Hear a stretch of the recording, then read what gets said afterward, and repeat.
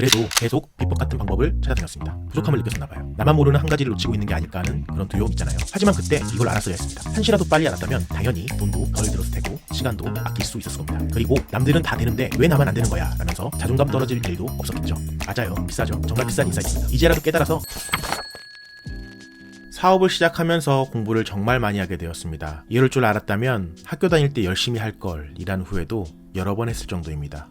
돈도 참 많이 들였습니다. 고객 문의를 이끌어내거나 구매를 유도하는 글쓰기를 배우기 위해서였죠. 책, 강의, 컨설팅 등 안 해본 게 없었습니다. 물론 아예 성과를 내지 못했다는 건 아닙니다. 성과가 있었으니까 지금도 간판다는 날이라는 브랜드를 운영하고 있는 거겠죠. 그래도 계속 비법 같은 방법을 찾아다녔습니다. 부족함을 느꼈었나봐요. 나만 모르는 한 가지를 놓치고 있는 게 아닐까 하는 그런 두려움 있잖아요. 한 꼬집 정도의 차이만 극복할 수 있다면 대박날 수 있을 거라는 생각이 저를 몰아붙였던 것 같습니다. 그렇죠. 결핍이었겠죠. 하지만 그때 이걸 알았어야 했습니다. 한시라도 빨리 알았다면 당연히 돈도 덜 들었을 테고 시간도 아낄 수 있었을 겁니다. 그리고 남들은 다 되는데 왜 나만 안 되는 거야 라면서 자존감 떨어질 일도 없었겠죠.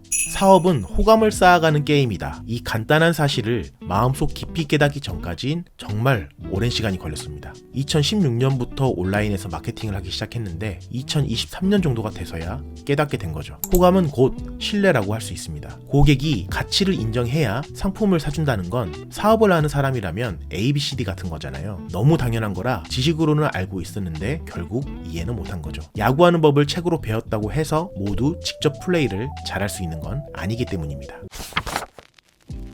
그렇다면 사업에서 호감을 쌓아가는 일이 왜 중요한지 더 깊이 들어가 보겠습니다. 밀폐된 공간에 세 사람이 있다고 가정해 볼까요? A, B, 그리고 C. 세 명이 의자에 앉아 있는데 A와 B의 귀 속에 예상치 못한 소리가 들려왔습니다.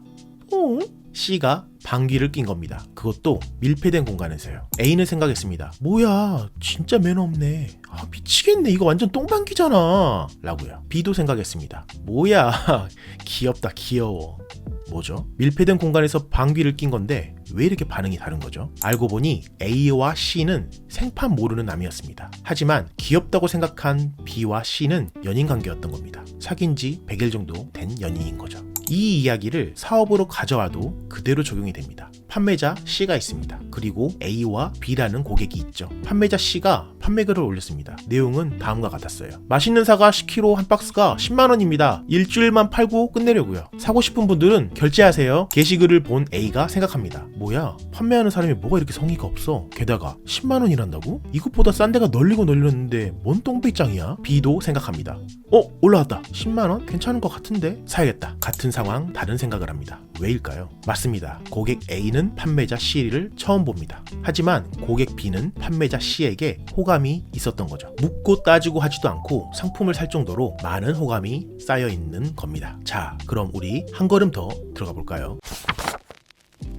팔리는 목적을 가진 콘텐츠의 정수는 쇼핑몰 상세 페이지일 텐데요. 요즘 느끼셨을 겁니다. 웬만한 쇼핑몰들도 상세 페이지 수준이 상당하다는 걸요. 온갖 마케팅 기법이 들어가 있고 행동 심리학 요소도 잘 녹아들어 있는 경우가 많습니다. 그렇다면 판매자 C가 올린 글은 공공연한 비밀로 알려진 팔리는 글쓰기의 공식을 따르고 있나요? 아닙니다. 하지만 잘 팔립니다. 호감이 쌓여있는, 즉 신뢰관계가 형성된 구매자에게는 설득이 그다지 필요 없습니다. 이미 평소에 신압으로 설득이 된 상황인 거죠. 모르는 사이에 조금씩.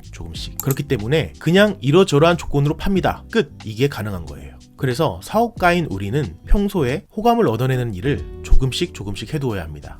고객에게 도움을 주는 콘텐츠를 자주 그리고 꾸준히 올리면서 호감을 쌓아가야죠. 콘텐츠 마케팅이 가진 미덕과 어려움이 여기에서 나옵니다. 꾸준히 무언가를 자주 하는 일, 그건 세상에서 가장 어려운 일 중 하나일 겁니다. 그래서 성공한 사람들 대부분은 부지런해야 한다라는 조언을 하고 사람들 대부분은 뻔한 소리를 한다면서 다른 신선한 비법을 찾아 헤매게 되죠. 대부분의 사람들은 지식으로는 알고 있지만 부지런해야 한다라는 그 말을 마음속으로 이해하지는 못한 겁니다. 그렇기에 사업가 대부분은 호감을 쌓아가는 과정을 건너뛰고 싶어 합니다. 시간이 오래 걸리고 정성도 많이 들여야 하는 일이니까요. 이 방법만 따라하면 시행착오 없이 퀀텀 점프할 수 있어요. 나 몇 억 벌었어요. 이렇게 이야기하는 강의 시장이 기하급수적으로 커지다 보니까 전공법을 선택하면 바보가 되는 느낌을 받게 되는 것도 아마 한몫했을 겁니다. 하지만 이 과정을 건너뛰려고 하는 순간 판매하는 글이 복잡하고 길어져야 합니다. 왜냐하면 A라는 고객은 판매자 C를 전혀 모르는 상태니까요. 풀어서 이야기하자면 좋아하는 상태가 아니라는 말입니다. 그래서 호킹도 했다가 공감도 했다가 A 고객이 가지고 있을 거라 생각하는 문제점을 후벼 팠다가 어르고 달래주기도 했다가 다른 고객의 후기를 가져와 보여주면서 날 믿어라 라고 하기도 했다가 내거 이렇게나 좋아요 라고 했다가 등등을 해야 하는 거죠. 문제는 이런 행동을 하는 판매자가 대다수라는 겁니다. 이것도 어떤 의미로는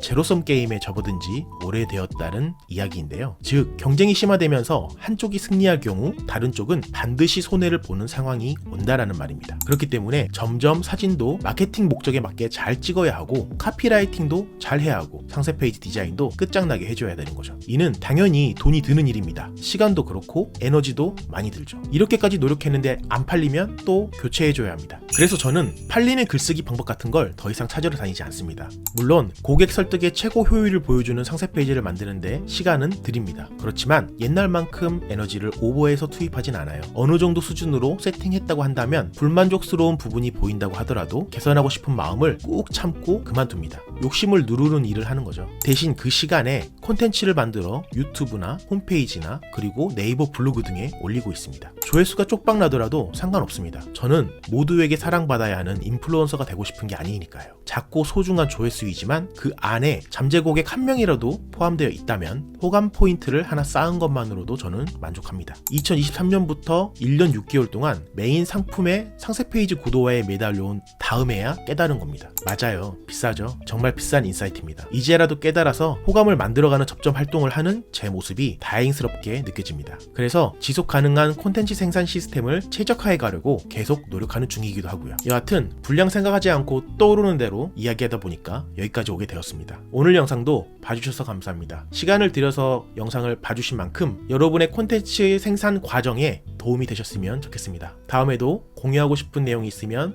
또 카메라 켜도록 하겠습니다. 감사합니다. 비즈니스 셰르파 이행곤이었습니다.